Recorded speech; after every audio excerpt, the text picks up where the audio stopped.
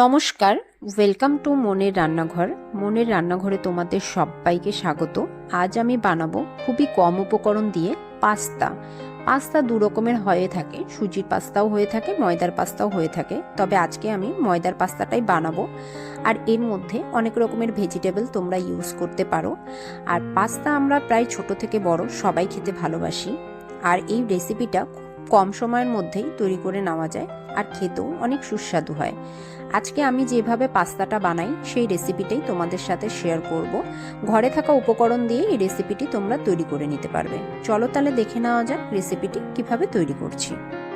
প্রথমে একটা পাত্র বসিয়ে দিলাম।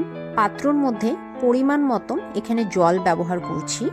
জলের পরিমাণটা একটু বেশিই থাকবে পাস্তা থেকে। আর তার মধ্যে দিয়ে দিচ্ছি 1 চামচের মতন লবণ। এখন আমি জলটাকে খুব ভালো করে গরম করে নেব। জলটা গরম হয়ে গিয়েছে, এখন এর মধ্যে অ্যাড করে দিলাম পাস্তাগুলো, দিয়ে একবার নেড়ে নিচ্ছি। এখন ফুটে যাওয়া পর্যন্ত অপেক্ষা করব। আর এর সাথে আমি কিছু ভেজিটেবল কেটে নিয়েছি। তোমরা তোমাদের পছন্দ মতন ভেজিটেবল ব্যবহার করতে পারো। আমি আমার বাড়িতে যেগুলো ছিল অ্যাভেলেবেল সেগুলোই ব্যবহার করেছি। বাঁধাকপি একটু কুচি করে নিয়েছি, 2টো পেঁয়াজ, তার সাথে একটা ছোট গাজর, 3 কোয়ার মতন রসুন আর 2টো কাঁচা লঙ্কা, যেগুলো আমি কুচি কুচি করে কেটে নিয়েছি। আর এদিকে জলটা দেখো ফুটে উঠেছে। আমি 2 থেকে 3 মিনিটের মতন মিডিয়াম ফ্লেমে পাস্তাটাকে সেদ্ধ করে নেব। পুরোপুরি সেদ্ধ করব না, মোটামুটি 80%-এর মতন সেদ্ধ করব। একটু শক্ত শক্ত এটা নামিয়ে দিতে হবে। এদিকে দেখো আমাদের পাস্তাটা সেদ্ধ হয়ে এসছে। এখন আমি এটা জল থেকে ছেঁকে নেব। ঠান্ডা জল দিয়ে ভালো করে ধুয়ে নেব যাতে করে লেগে না যায়। তোমরা চাইলে এটা সেদ্ধ করার সময় এর মধ্যে সামান্য পরিমাণে একটু সাদা তেলও ব্যবহার করতে পারো। এদিকে কড়াইটা বসিয়ে দিলাম, দিয়ে দিলাম তেল পরিমাণ মতন। এখানে আমি রিফাইন্ড অয়েলটাই ব্যবহার করেছি। এখানে তেলের পরিমাণ রয়েছে 3 টেবিল চামচের মতো। এখানে যেহেতু আমরা পাস্তাটা একটু বেশি নিয়েছি। এরপর তেলটা গরম হয়ে যাওয়া পর্যন্ত অপেক্ষা করব।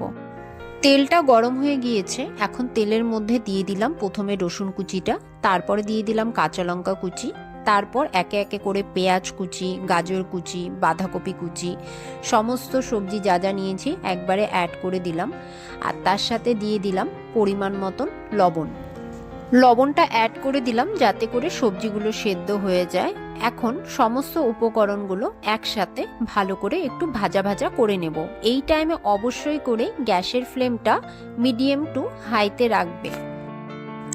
প্রায় 2 মিনিট থেকে 3 মিনিটের মতন সমস্ত সবজিগুলো ভাজা ভাজা করে নিয়ে এরপর এখানে একটু মাঝখানে জায়গাটা ফাঁকা করে নিলাম। এখন আমি এর মধ্যে অ্যাড করে দেব একটা ডিম। তোমরা চাইলে এই ডিমটা আগেও ভেজে ব্যবহার করতে পারো, কিন্তু আমি শর্টকাটে বানাচ্ছি যাতে করে সময়টা কম লাগে। তো ডিমটা দিয়ে সামান্য পরিমাণে ওপর দিয়ে একটু লবণ দিয়ে দিলাম। এরপর গ্যাসের ফ্লেমটা এখানে কিন্তু মিডিয়ামেই রাখতে হবে, মিডিয়াম টু লোতে। একটু ডিমটা হয়ে হয়ে আসবে, তারপর ডিমটা আস্তে আস্তে আস্তে করে আমরা নেড়ে নেব। তারপর যেমন করে ডিমের ঝুড়ো আর কি আমরা করি সেইভাবে পুরো ডিমটাকে ঝুড়ি ঝুড়ির মতন করে নেব। করে সমস্ত উপকরণের সাথে ডিমটাকে ভালো করে মিশিয়ে নেব। এরপর আমি এখানে অ্যাড করে দেব 1 চামচের মতন সয়া সস। তোমরা চাইলে এটা স্কিপও করতে পারো, এটা তোমাদের কাছে একদম অপশনাল। তারপর আবারও একবার সমস্ত উপকরণগুলো একসাথে মিশিয়ে নেব। এরপর অ্যাড করে দেব সেদ্ধ করে রাখা পাস্তাগুলো। আবারও সমস্ত উপকরণগুলো ভালো করে পাস্তার সাথে মিশিয়ে নিলাম। মিশিয়ে নিয়ে এর মধ্যে আমি অ্যাড করে দিলাম পাস্তা মশলা। এটা তোমরা যে কোনো কোম্পানির পাস্তা মশলা ইউজ করতে পারো, যে কোনো স্টোরে তোমরা এটা অ্যাভেলেবেল পেয়ে যাবে। তো আমি এখানে পাস্তা মশলা 2 চামচের মতন ব্যবহার করলাম। এখানে আমার 250 গ্রামের মতন পাস্তা রয়েছে, তো তোমরা তোমাদের পরিমাণ মতনই ব্যবহার করবে। এরপর পাস্তা মশলাটা দিয়ে আবারও সমস্ত উপকরণগুলো একবার মিশিয়ে নিলাম। এরপর আমি এখানে অ্যাড করে দেব টমেটো সস।